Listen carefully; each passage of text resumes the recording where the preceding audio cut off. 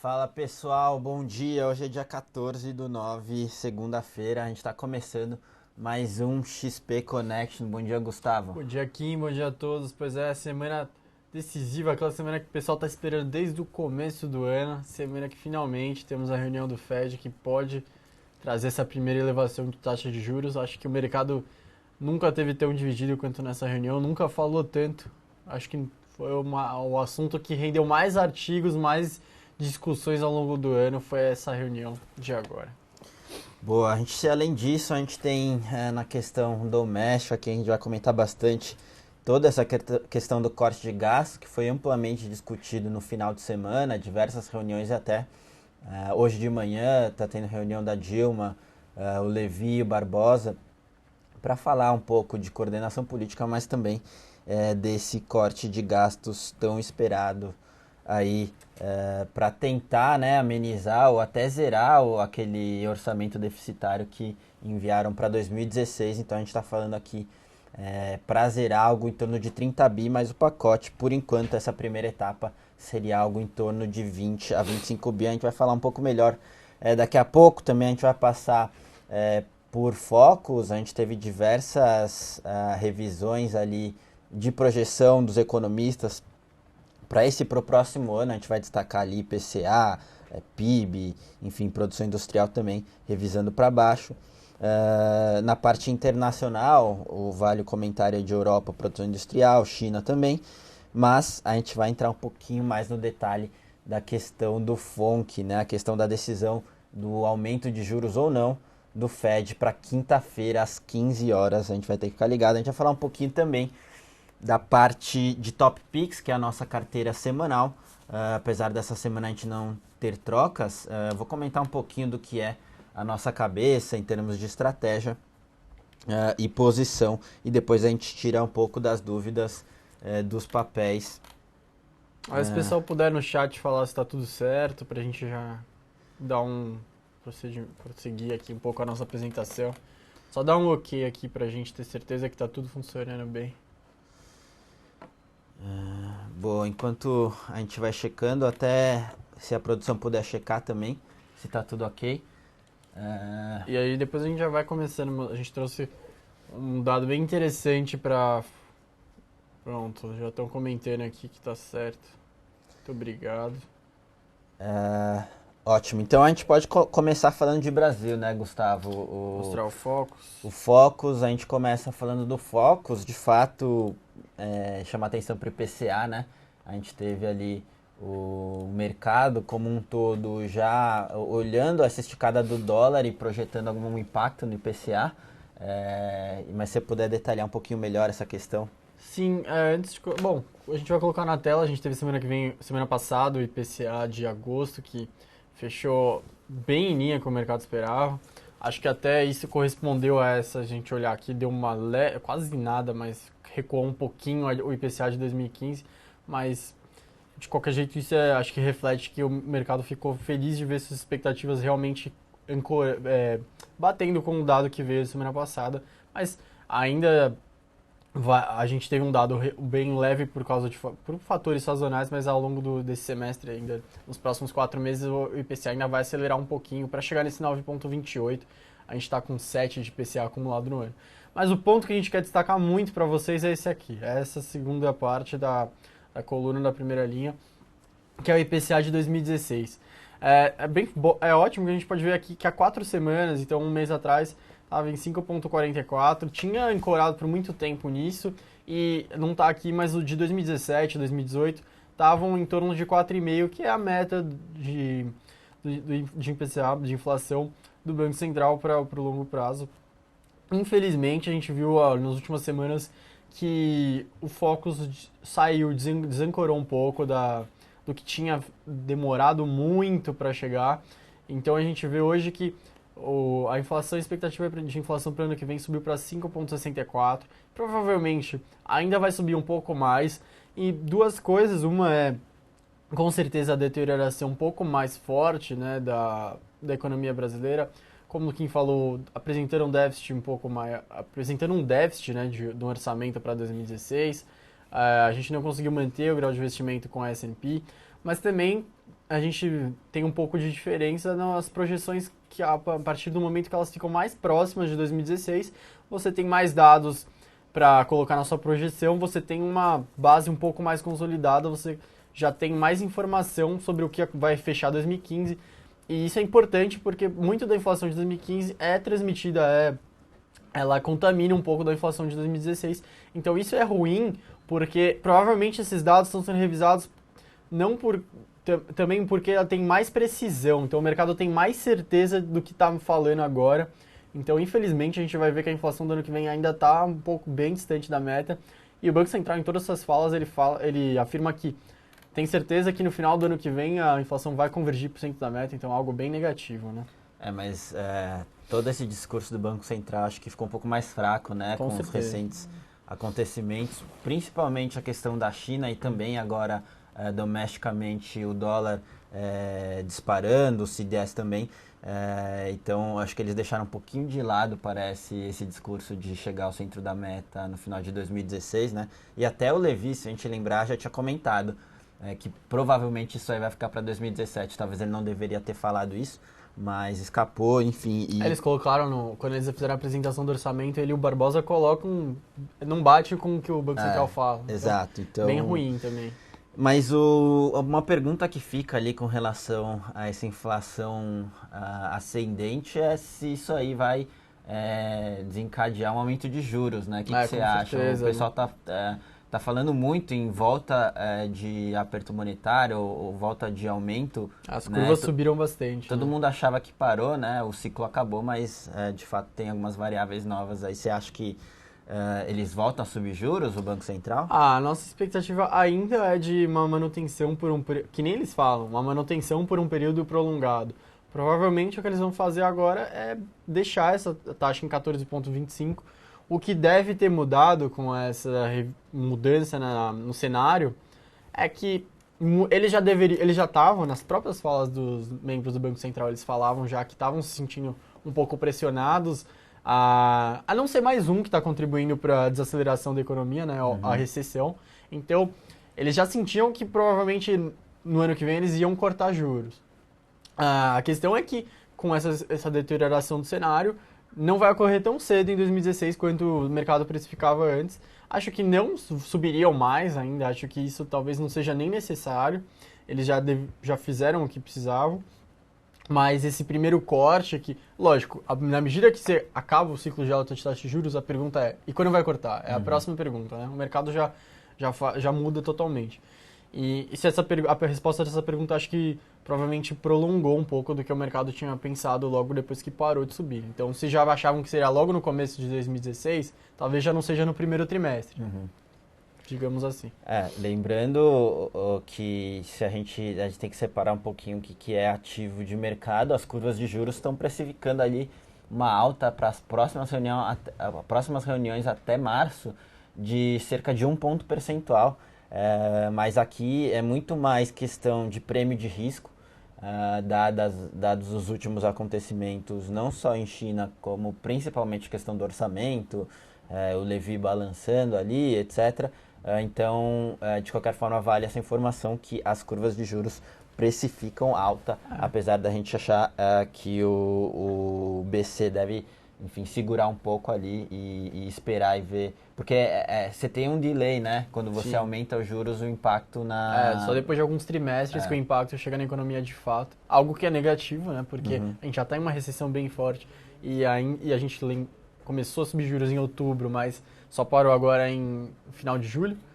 E outra coisa, se a gente puder botar de novo a apresentação, detalhe para essa linha aqui, né? Quanto que o Focus está precificando a Selic para o final desse ano é 14,25 ainda, então há 7 semanas que o Focus coloca que vai manter em 14,25 e 2016 está em 12. Então o Focus ainda continua achando que ano que vem ocorrerá alguns cortes na taxa de juros na Selic e continua achando que esse ano ainda vai... o consenso ainda é de 14,25. Pode tirar da apresentação. Boa. Agora, partindo ali, já que a gente falou um pouco de todo esse estresse orçamentário, o que está todo mundo esperando é justamente os cortes de gastos, né? Que tanto se falou ali no fim de semana. diversas reuniões e gente falando em cortes de 20 a 25 bi de reais. Lembrando que o déficit para o orçamento de 2016 é de cerca de 30 bi, eles pretendem com todos esses cortes zerar isso aí, e mais a meta final. Até a Dilma já assumiu ou comentou que também quer essa meta de 0,7 superávit. É um tanto quanto desafiador, ao nosso ver. De qualquer forma, o que você pode falar ali dos cortes de gastos, né, que está todo mundo esperando? Tem alguns pontos para destacar com venda de ativos, locação de Comentaram, imóveis? né? Cortar alguns gastos um pouco pontuais, algo que não vai realmente, de fato, contribuir muito pesado para o orçamento dos próximos anos, algo de longo prazo. Algo polêmico que talvez seja anunciado é a parte dos projetos, dos programas sociais, né? Se eles vão realmente mexer nisso, que é a bandeira tão grande do partido, ou não. Algumas fontes falaram que eles estão cogitando, outras que não. Mais uma vez, é aquela coisa de ventilar para ver o que vão falar e fazer ou não. Mas, de qualquer jeito, acho que a parte negativa é que, mesmo falando de corte de gastos, não sai a história de aumento de impostos. Parece que o governo está decidido que vai aumentar algum imposto, vai mexer em alguma parte de impostos, e esse corte de gastos seria uma moeda de troca para o Planalto. A gente corta esses gastos, mas o Planalto aceita que a gente aumente para o Congresso, do Planalto para o Congresso. Então, o governo anunciando para o Congresso, para os deputados, para os senadores, que faria alguns cortes, mas em troca gostaria que aceitassem que subisse alguns impostos. O Levin, em todos os seus discursos hoje no artigo, ele mantém essa fala como é que ele falou? O imposto com todos vai ser o bom para a nação, né? Que se todos contribuírem um pouquinho, vai ser o melhor para a nação. Ele fala muito desse aumento de imposto como se fosse um investimento, né, da população. É um investimento que você faz agora para ter, enfim, maior ganho no futuro, mas isso a gente sabe que não cola. Eles precisam, de fato, de aumento de imposto, mas, ao que tudo indica, o Congresso ali, tanto o Renan quanto o Cunha, já deram a sinalização que não vai ter aumento de imposto nenhum se eles primeiro não atacarem os gastos. Né? Então, ninguém quer... Porque se o Congresso simplesmente aceitar subir impostos assim, é muito fácil para o governo depois jogar a culpa neles. A população esquece, a população não lembra de fato. O governo com certeza depois chega na TV e fala: a gente não cortou gastos. Não vai lembrar que subiu imposto. Não é algo que... É só não pegar um imposto que bata diretamente com a população, sinta rapidamente, que esquece depois na próxima eleição. E aí fica ruim para o Congresso aprovar simplesmente o imposto sem nenhuma contrapartida, é isso que eles querem. Outra parte que é interessante é a parte do corte de ministérios. Estão falando em torno de 10. E, curiosamente, não deve ser anunciado nada hoje, porque o vice-presidente Michel Temer está em viagem na Rússia com 2 ministros do PMDB que possivelmente perderão seus cargos de ministro. Então, acho que hoje, pelo menos, ficaria muito ruim se você cortar o status de ministério de um ministro que não está nem no país agora, está representando o Brasil lá fora. Então, talvez esse anúncio especificamente demore um pouco mais ainda. O que a gente deve ver então para hoje, já saiu alguns highlights ali, que hoje a gente deve ter o anúncio desses primeiros cortes ali, referente à venda de terrenos, leilão de apartamentos funcionais, redução de cargos comissionados, algo nesse sentido, mas a parte administrativa ali vai ficar talvez para depois, justamente para a volta do Temer, né, porque é um assunto um pouquinho mais delicado. E os cortes realmente que o mercado esperava, pelo menos quando o Joaquim Levy foi anunciado, que seriam aqueles cortes estruturais, né, aqueles famosos que realmente modificariam e beneficiariam o país a longo prazo, que são cortes polêmicos, que realmente são impopulares, mas que a questão é que não deveria existir esses gastos, né? Não deveria ter se comprometido com tantos gastos. Os gastos subiram bem mais do que o crescimento do país, então isso compromete e precisa ser visto. Esses daí não estão aparecendo. Por mais que sejam questionados os ministros, os membros da equipe econômica do governo, eles não aparecem e provavelmente não vão aparecer. O que mais preocupa é que todos sabem que, né, a gente tem que ter cortes estruturais, mas aquela dinâmica Planalto-Congresso está impossibilitando e até um pouco de resistência ali da presidente com relação a isso, pelo menos foi o que foi divulgado, enfim, mercado financeiro e até imprensa sobre esse assunto. De fato, a gente deve ter uma coisa mais discricionária, pelo menos agora, no Sim. curto prazo, que teoricamente não. Você pode tapar o buraco agora, até dar um remendo para o orçamento de 2016, mas estruturalmente vai ser todo ano a mesma coisa, né? Se a gente não, Não vai resolver o problema. se não fizer nada nesse sentido. Bom, acho que com isso a gente conclui esse debate na parte doméstica, partindo rapidamente para a parte internacional. Acho que vale só comentar de forma bem breve Europa e China, e depois a gente fala um pouquinho mais de detalhe justamente dos Estados Unidos, né? Essa questão do FONC ali. O que é probabilidade? O Gustavo depois vai mostrar, mas vamos começar nesse panorama internacional. Da parte da Europa, a gente teve logo depois de julho, que lembrando, julho foi aquele mês em que a gente teve aquele impasse grego gigantesco, que ficava na dúvida se a Grécia ia conseguir honrar a dívida, se ia renegociar, ficou toda aquela discussão, o primeiro-ministro, o Tsipras, ficava brigando com a União Europeia, não queria ceder, mas acabaram cedendo e depois julho acalmou, mas isso atrapalhou muitas expectativas, então aqueles indicadores de confiança, eles despencaram bastante, e os indicadores econômicos também responderam um pouco negativamente a isso. Isso mudou totalmente a fala do presidente, do Mário Draghi, o presidente do Banco Central Europeu, e dos agentes econômicos do mercado lá fora, revisaram para baixo as expectativas em torno da Europa, a recuperação da economia um pouco mais lenta do que esperado. Bom, de qualquer forma, nas últimas 2 semanas a gente viu uma melhora nos indicadores vindo da Europa e hoje também foi a mesma coisa que ocorreu. A gente teve a produção industrial subindo 0,6%, o mercado só 0,3%. Então, basicamente, o que eu acho que aconteceu, a nossa visão é que o mercado tinha revisado muito para baixo, muito negativamente, também com toda a turbulência da China vindo junto ao que ocorreu na Grécia, e agora eles estão revisando, estão vendo que os indicadores estão respondendo um pouco mais positivos do que aguardado, e isso tem contribuído um pouco.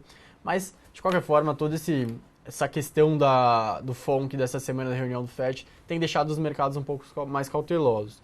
Na parte da China, o que a gente viu é que, mais uma vez, os indicadores não estão desacelerando tão fortemente que nem o mercado aguardava. Mesma coisa, praticamente o mesmo discurso que a gente acabou de dar da Europa é da China. Produção industrial na China também avançou 6,1%, e as vendas no varejo avançaram 10,8%. É impressionante a gente ver um número desse, é só na China para a gente olhar e o mercado ficar um pouco desapontado. Mas, de qualquer forma, a produção industrial veio abaixo do que o mercado aguardava lá, e as vendas no varejo vieram acima do que o mercado aguardava.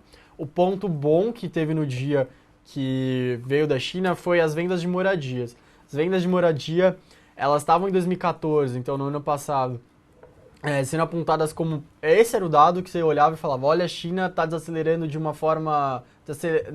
sem nenhum planejamento, a China vai colapsar, vai levar o mundo inteiro, porque as vendas de moradia despencaram, falavam que ia ter uma bolha gigantesca que ia estourar na China, e elas começaram a crescer esse ano, crescer, e essa era uma das respostas do governo quando todo mundo começou a reclamar bastante nas últimas semanas do mercado de ações da China, que estava estourando, tudo. Eles falavam, o dado que importa pra gente não é esse, a nossa bolsa é muito pequena, não é isso que mostra na nossa economia, a gente está bem atento a isso aqui, as nossas vendas de moradias, o mercado imobiliário está respondendo, e isso não é razão para a gente achar que nossa economia está saindo dos trilhos, não. Boa, agora vamos passar para a parte que talvez esteja todo mundo esperando, né, para essa semana, que é justamente a decisão do FONC, se começa o ciclo de aumento de juros lá nos Estados Unidos. A grande pergunta é se vai ser agora em setembro ou em dezembro. Com essa questão da China, talvez tenha arrefecido um pouco as probabilidades para setembro, mas é um dado extremamente relevante ali. De novo, quinta-feira, às 3 da tarde, né? Exatamente, quinta-feira às 3 da tarde. O que a gente trouxe hoje de diferente, né? Porque a gente já trouxe aqui... Existe uma pesquisa interna nos membros do FED, que são os caras que realmente decidem se vai subir ou não, que é quanto eles acham que vai subir no ano. Só que, de qualquer jeito, a gente já viu eles falarem bastante que achavam que subiria no primeiro semestre e nada aconteceu. Então a gente trouxe uma coisa diferente aqui, que é o que o mercado está precificando, está colocando qual a probabilidade que eles colocam. Então, por favor, a apresentação aqui na tela. Então aqui é para a nossa reunião agora de quinta-feira. O mercado está dando uma probabilidade de 30% de alta nessa reunião agora de quinta. Então a gente vê que é a minoria do mercado que acredita que esses juros já vão subir agora na quinta-feira. Ainda tem essa divisão sobre quanto vai subir, se vai subir só 0,25 ou já vai subir meio.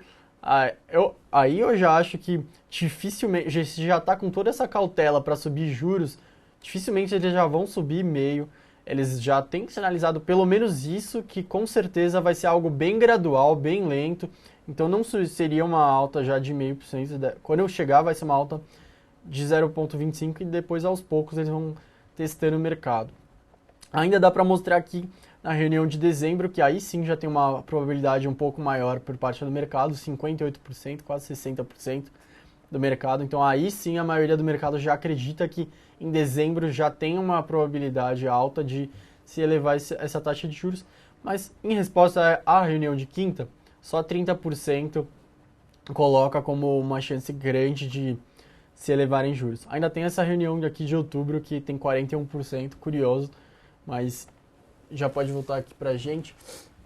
A maioria então do mercado não acha que sobe juros nessa quinta-feira, mas como a gente colocou 30%, com certeza vai mexer o mercado na quinta-feira, porque isso tem bastante gente que está precificada que sobe, bastante que não. Se subir, a maioria do mercado vai ter que rever sua posição. Se não subir, pelo menos uma minoria, mas uma minoria expressiva vai rever sua posição. E isso mexe bastante no mercado, mexe em câmbio, mexe em tudo. Lembrando que, apesar dessa probabilidade para setembro, o Fed muito fala que antes de fazer um início de aumento de juros, ele comenta que vai sinalizar muito bem, né? E pelo que a gente viu, não está muito sinalizado, então talvez esse seja, a falta de sinalização seja o sinal para que para que eles não comecem a subir juros lá. Principalmente com essa questão de China mais recente, então pelo menos é o nosso cenário também, talvez fique mais para o fim do ano. Só vale o destaque que a gente tem ouvido nas mesas é que talvez um aumento para dezembro, por conta de liquidez, não seja uma boa ideia.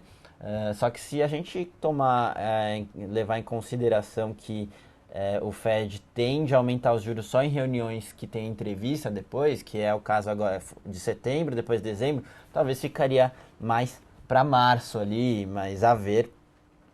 De qualquer forma, muita gente acha que isso já deveria acontecer, mesmo com algumas condições desfavoráveis, mas já começar aí e depois fazer bem gradual, mas já tirar essa incerteza da frente. Então, é isso que o mercado está esperando. De novo, a maioria do mercado esperando aí mais para frente, algo em torno de dezembro. Isso, eles podem usar também a reunião de quinta-feira para sinalizar, chegar e falar, não subimos agora, mas já está certo que vai ser esse ano numa reunião grande, ou na próxima reunião.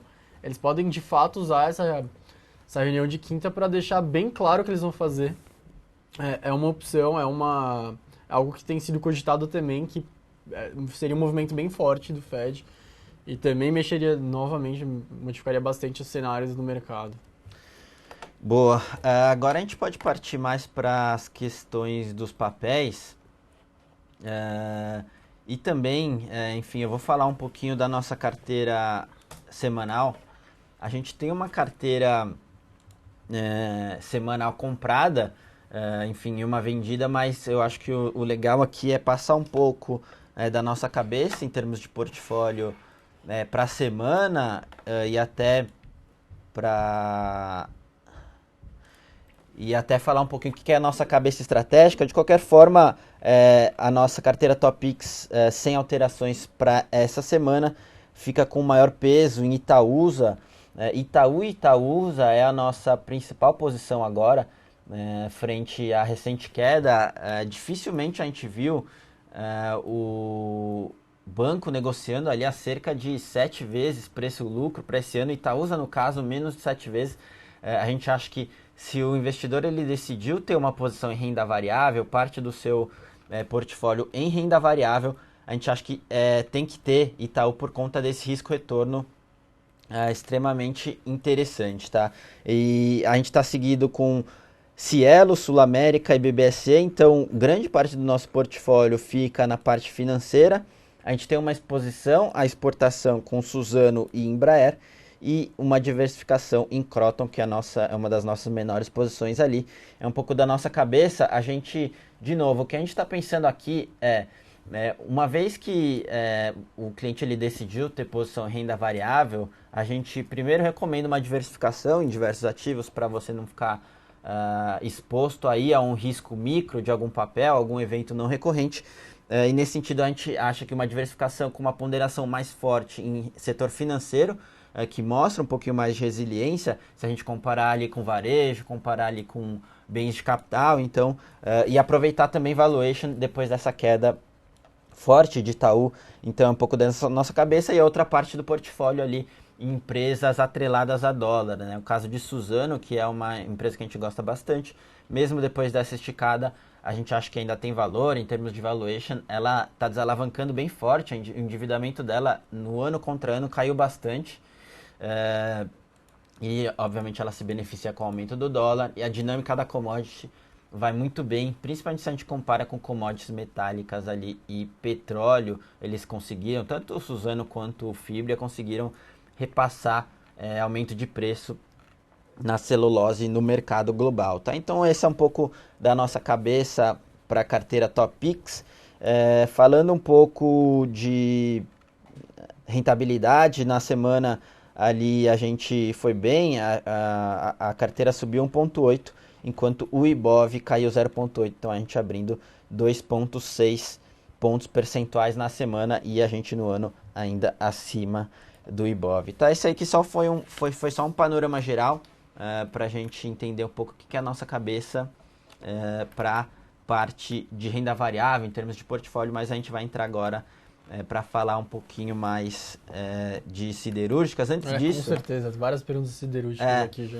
Antes disso, algumas pessoas ali comentando que o Brasil vai ser rebaixado novamente, etc. Se você pudesse comentar ali o que a gente está esperando em termos de rebaixamento, porque o S&P rebaixou, mas lembrando que a Fitch e a Moody's a gente ainda grau de investimento, talvez a próxima agência a se pronunciar seja a Fitch, né? A Fitch está bem atrasada em relação às outras, ela normalmente é atrasada, mas de qualquer forma a gente acredita que em breve, talvez esse mês ou no próximo, a gente diria que além disso seria demorar ainda mais, muito, né? Mas ela deve sim rebaixar, pelo menos tirar um grau do Brasil. A gente não sabe se ela já rebaixaria, porque a gente faltam dois rebaixamentos, precisaria tirar 2 graus do Brasil para a gente passar de investimento para junk, para grau especulativo. Não tenho certeza se o mercado não tem certeza se ela já faria um movimento tão brusco, ela não costuma fazer isso nas suas decisões, mas de qualquer forma ela deve fazer isso pelo menos em 2016, assim. Se ela não fizer isso agora, ela faz no próximo ano, e a Moody's com certeza fará isso em breve. Pode ser que espere um pouco mais. Ela tinha comentado quando ela fez o último movimento dela que ela esperaria até dezembro para ver o que o Brasil faria, que ela já tinha total noção que o país não conseguiria crescer, tudo, mas novamente, assim como a S&P, o que a Moody's não colocava, eu lembro que no dia que o Brasil apresentou um orçamento com déficit para 2016, um diretor da Moody's deu uma entrevista colocando por que ele não tinha rebaixado. E não batia. Ele colocava que esperava um superávit para 2016, esperava um crescimento um pouco maior, que junto com o déficit, o Joaquim Levy e o Nelson Barbosa apresentaram o que eles estavam enxergando de condições econômicas para 2016. E segundo essas condições, aí se forem elas, aí a Moody's vai rebaixar com certeza, porque eles falavam que tinha uma expectativa de um cenário bem mais positivo do que o próprio governo mostrou. Então, fica difícil falar que eles não vão fazer isso, né, em breve. Acho que, pelo menos para o mercado, muita probabilidade aí da gente perder, Não, de fato, oficialmente, né, o grau de investimento com 2 ou mais agências. A questão é se ainda seria desse ano, né? E, de fato, a Fitch deve ser a próxima, mas como a gente tem um pouco de colchão, digamos assim, na Fitch, né, a gente está dois níveis acima, talvez, acho que o primeiro passo que ela vai dar rebaixar um nível e deixar o outlook negativo, né? Isso, até porque com ela comentou que os fundamentos do Brasil ainda sustentam ali uma nota de grau de investimento, então parece, ali, pelo menos pelo discurso, que deve ser o rebaixamento de uma nota e mais outlook negativo mantendo ainda. Você deixa o outlook negativo, você já deixa praticamente certo o que É. vai fazer, qual é porque tá no limite e falando, ó, a gente ainda não tirou, mas depende só de vocês, se for o que tá sendo agora, vai perder. Isso aí. Bom, agora partindo mais especificamente para os papéis, comentar um pouco de siderúrgicas, que bastante gente está perguntando, principalmente a recente alta ali. Só para começar, a recente alta, muito que se tem falado nas mesas ali, que parte é um pouquinho de short squeeze, né? Muita demanda short, sem oferta, isso aí tende a impulsionar o papel, mas a gente tem algumas questões pontuais. No caso de Usiminas, o Lírio Parisotto ele foi autorizado a tomar uma cadeira no conselho. Isso aí é marginalmente positivo para Usiminas, porque ele vai ter um pouco aquele papel de coordenar e tentar justamente alinhar os controladores que estão com todo esse imbróglio aí brigando, a Ternium e a Nippon. Então ele vai ter esse papel de conciliar os dois, principalmente nesse momento de siderurgia que o setor apresenta extrema dificuldade ali. A gente já vem comentando bastante essa questão. E também GGBR deu uma esticada por conta de um repasse pontual de preço. Muito disso tem a ver com a importação de aço aqui com o dólar mais alto. Você abre espaço para mais reajuste, então isso aí ajudou. Mas agora, falando do que a gente está olhando para frente, para a siderurgia, a gente não vê nenhum motivo para você se expor a esse setor. São diversos fatores. Primeiro, o fator de cenário, a parte de produção industrial, por exemplo, caindo, indo de mal a pior mês após mês. Confiança do empresariado não bateu no fundo do poço ainda. Confiança do consumidor também. A gente tem produção de pesados, leves, sendo bastante prejudicadas. A parte de real estate, construção, que afeta um pouco mais Gerdau também, indo muito mal. Então, nessa parte de fundamento ruim, na parte... vale lembrar que elas têm um endividamento alto e a gente pode ponderar aqui, principalmente CSN, tá?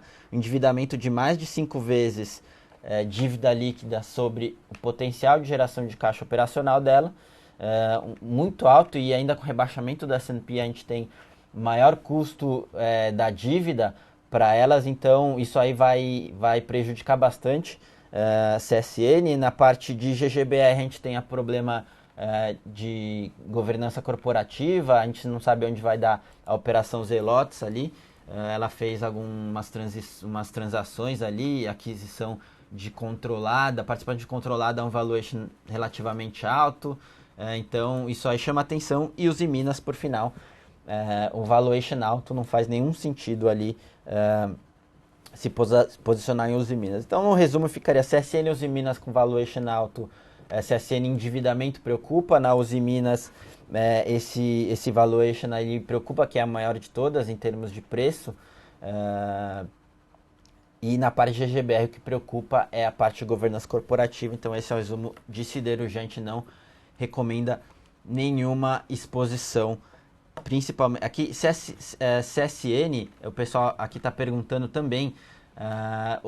Um ponto aqui que só a gente tem que ter na cabeça antes de ficar, por exemplo, short em CSN é que eles vira e mexe, eles têm alguma posição de anunciar recompra de ações curtas, alguma coisa nesse sentido, justamente deixa o papel mais volátil. Essa é a única preocupação, mas em termos de fundamento não faz sentido você entrar numa empresa com extremo endividamento, ali 5 vezes dívida líquida e EBITDA, num cenário de downgrade, aumento ali do custo da dívida.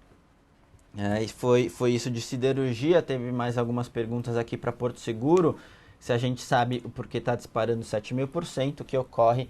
A gente não viu nada de específico para Porto Seguro. O que pode estar acontecendo ali recentemente foi essa abertura na curva de juros, né? Isso aí tende a beneficiar as seguradoras ali em certo ponto, porque como a gente sabe, uma seguradora recebe o prêmio e depois que ela tem o sinistro e toda aquela questão de desencaixe de caixa, então ela acaba passando isso a CDI, e isso tende a beneficiar em alguns momentos, mas alguma coisa mais pontual de Porto Seguro não, a gente não viu. E no setor a gente acaba preferindo o Sul América, tá? Porque tem um valuation que tem um pouco mais de folga no valuation e também se beneficia nesse patamar de juros alto.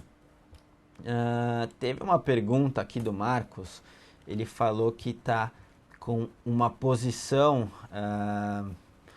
de CDB a 0,96 do CDI, na verdade deve ser 96% do CDI, e ele tem quase 50% da posição em Ambev. E qual que seria a sugestão para trocar esse CDB? Na verdade, Marcos, o primeiro você tem que ver qual que é o seu perfil, né, o quão agressivo você é, porque parece, pelo menos olhando ali a sua posição, que uma posição em 50% de Ambev na sua carteira global parece um pouco concentrada. Primeiro, muito concentrada em um ativo só, e dois, uma concentração alta em renda variável. Então, para você tomar esse tipo de risco, você tem que estar disposto ali, ou até ter um perfil mais agressivo. Eu não sei o quanto você tem em outros investimentos, mas só olhando isso, um movimento natural seria, primeiro, diversificar a posição em renda variável de Ambev em outros setores, por exemplo, Itaú é uma boa saída, ou até um pouco em Suzano, para diluir um pouco esse risco. Depois, se você quiser manter a sua posição em Ambev e fazer alguma proteção via derivativos, a gente faz isso muito aqui na XP, fazer essa proteção em derivativos, porque você consegue proteger no curto prazo caso haja uma queda. E aqui em Ambev a gente pode citar o risco de JCP, né? Risco de extinção de JCP, isso aí pegaria Ambev, nada mais justo do que você fazer uma proteção. Mas se Ambev subir, você ainda participa de uma alta. Essa proteção chama Fence em derivativos. Então, fazer essa diversificação, fazer a proteção e migrar um pouco mais para renda fixa para aproveitar justamente esse período de juros num patamar mais alto, tá? Essa seria um movimento estratégico interessante para fazer no seu portfólio global. Vamos ver o que a gente tem mais. BVMFs, o pessoal perguntando de BVMF. BVMF, para a gente lembrar, o papel ele tem uma correlação muito forte com a bolsa, né? E a gente aqui está, de certa forma, cético com relação à bolsa. Apesar de estar num nível de valuation um pouco mais razoável, você tem ainda espaço, né? Porque se você for ver na balança ali, você tem muito mais fatores negativos do que triggers para alta no índice. A gente tem ali a piora política, a piora econômica, risco do Fed subir juros lá fora. Em contrapartida, você não vê nenhum caminho se concretizando ali na parte de cortes estruturais, etc. Então, fica um pouco difícil nessa questão do beta você tomar uma posição muito grande em BVMF. Agora, o que tem suportado os níveis de BVMF, recentemente, se a gente lembrar, ela vendeu a posição na CME, na bolsa lá fora, ela tem uma posição grande até e vendeu. Tanto a cotação da bolsa que ela tem participação subiu, como o dólar também ela conseguiu vender num preço bem atrativo, destravou o valor, que a gente chama, e fez BVMF até recuperar um pouco, mas de novo, a gente não gosta de uma posição muito grande em BVMF, mais por causa desse beta ali de bolsa, né? Mais umas perguntas do Fed, se existe chance de subir, não na quarta, mas na quinta. Sim, existe chance, a gente mostrou que tem 30% 30% do mercado acredita que já sobe nessa quinta-feira, e o Fed falou na reunião de julho que daqui para frente, da reunião de julho para frente, de junho para frente, já qualquer reunião poderia ser uma reunião de subir juros já, que já tinha normalizado as condições. O debate é esse, fica aquela coisa, porque um dos principais indicadores que eles ficam cautelosos em já subir juros é o indicador de inflação, que eles têm um problema contrário ao nosso. A gente está com uma inflação muito alta e está tentando conter. Eles têm uma inflação muito baixa e eles não conseguem levar ela para a meta de 2% no longo prazo. Então, os dados de inflação têm demorado muito mais do que o esperado para convergir, não convergir, mas para pelo menos chegar a sinalizar que vai convergir no longo prazo. Porque os outros dados da economia norte-americana são muito positivos. Os dados de mercado de trabalho, os dados da economia, do PIB que tem crescido. A gente vai ter produção industrial e vendas do varejo essa semana. Os últimos têm sido bons. Provavelmente, se eles chegarem bons amanhã e na quarta, que amanhã é produção industrial, quarta é vendas do varejo, vocês com certeza vão escutar no mercado alguém falando que, olha, mais uma vez os dados já estão bons, as condições já estão boas, vão subir na quinta. Se vierem ruim, vão falar, talvez não. Mas é essa discussão, assim, é uma das coisas que tem mais pesado. E o último capítulo que trouxe novo foi a turbulência da China aqui. Ela mostrando uma desaceleração um pouco mais forte, levantou os temores que se você sobe juros lá, você também já tem sido bem prejudicado os exportadores norte-americanos. Se você sobe mais os juros, você mata eles de vez. E isso aí é uma coisa bem ruim, porque você não é algo que você consegue recuperar num curto prazo. Se você mata estruturalmente. Eles deixam de fazer isso e acabou. Boa, e o pessoal falando, né, que acha que está tudo precificado, mas essa história de Fed, de aumento de juros já está há muito tempo. Eles querem que isso já ocorra. É um pouco da nossa cabeça também, né? Acho que o melhor todo mundo já sabe que uma hora vai ter que aumentar os juros, e todo mundo sabe que vai ser gradual.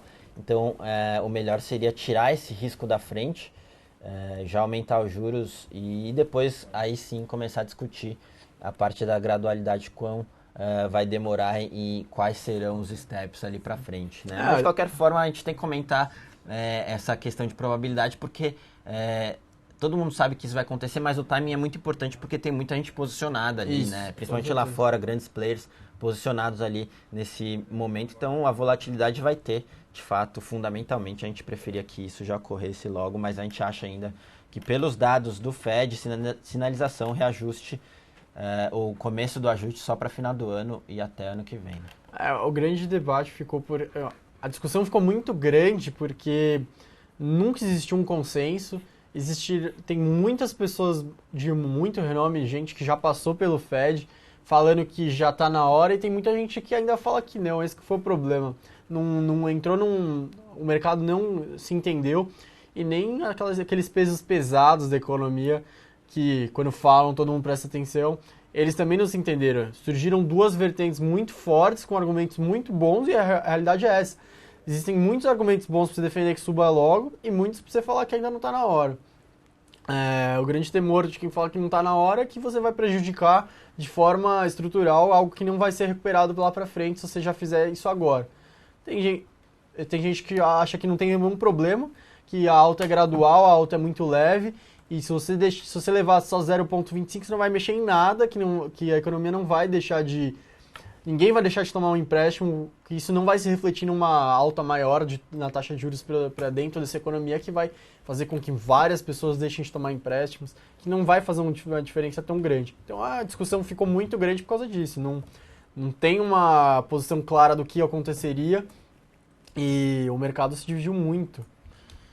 Boa. Voltando aqui para os papéis, só para a gente encerrar rapidinho, que a gente já passou do nosso horário.